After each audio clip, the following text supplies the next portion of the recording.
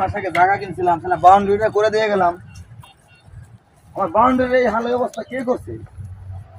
মানুষ আমি রাম গাছটারও ভাড়া বয়স 5 বছর হয়ে গেছে, আমার একটা গাছে আমও নাই। এই ছেলে, এটা কে? এই ছেলে এদিকে আসো তো, এদিকে আসো। কে ভাই আপনি? আপনি আমার চেনেন না? আপনি এনে কি করেন?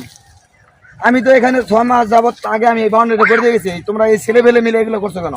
আমার বাউন্ডারি সব ভেঙে ভাই ফেলছো। ঠিক আছে, জমিন আপনার সবকিছু আপনার ঠিক আছে, কিন্তু আপনি একটু ব্যবহারটা, আপনার ব্যবহার এরকম, আপনি দেখতে মনে হচ্ছে ভদ্রলোক, ভাই আপনার ব্যবহার এরকম। আপনার সাথে কি খারাপ ব্যবহার করছে? ভাই এই যে আপনি তো ভাই গায়ে হাত দিবেন না।